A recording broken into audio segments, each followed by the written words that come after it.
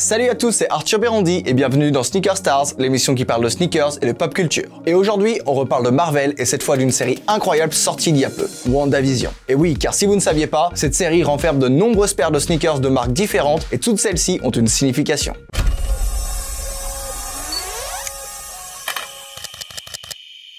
Si vous êtes ici, je considère que vous avez vu la série ou que vous vous en fichez de vous faire spoiler car sans vous spoiler, je pourrais rien vous révéler. Alors je vous laisse 5 secondes pour réfléchir si vous n'avez pas vu la série.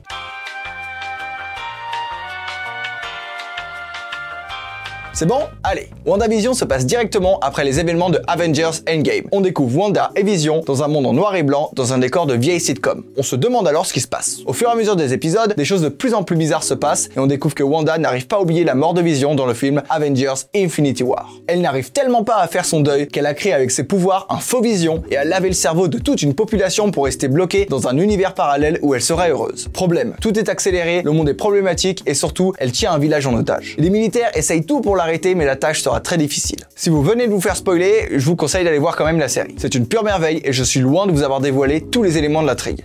Allez, parlons sneakers maintenant.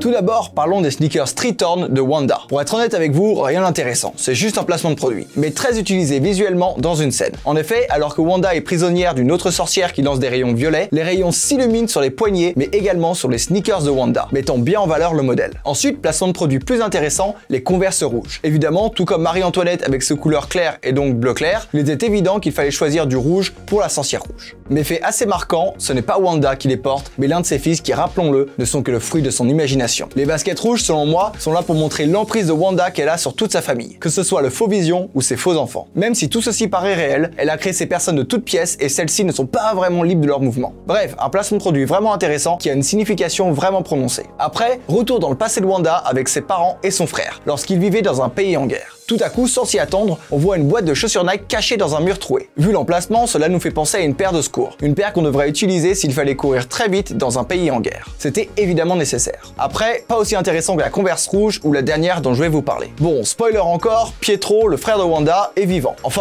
en quelque sorte. Il est joué par un autre acteur et revient donc visiter sa sœur. Si vous connaissez ses pouvoirs, c'est évidemment la super vitesse et devinez quels sneakers il porte. Des ASICS. Et oui, très bon placement de produit pour celle-ci, puisque les chaussures ASICS et la vitesse, ça fait 1. C'est leur slogan principal. De plus, les couleurs grisées et bleues vont très bien avec le personnage. Donc, encore un placement très bien réussi qui conclut notre ribambelle de sneakers. Pour finir, je dirais que ces apparitions n'ont pas vraiment beaucoup d'histoire par rapport à d'habitude. Mais celles-ci sont vraiment visibles et marquantes et je suis persuadé que vous les avez toutes vues. En voyant ceci, on a l'espoir de revoir de plus en plus de sneakers dans les films et séries Marvel. Merci à tous d'avoir regardé cet épisode de Sneaker Stars. N'hésitez pas à vous abonner à la chaîne pour ne pas louper la suite, mais surtout à liker et à commenter pour nous dire ce que vous en avez pensé. On a aussi une chaîne Instagram avec des émissions exclusives chaque semaine, n'hésitez pas à nous suivre. Je remercie notre partenaire KikiKicks qui comme d'habitude nous fournit toutes les paires que vous voyez dans le décor et toutes les paires qui sont dans toutes les vidéos. Je vous invite à aller checker leurs réseaux sociaux qui sont en description. C'était Arthur Bérandy et je vous dis à très vite sur Sneak On Air.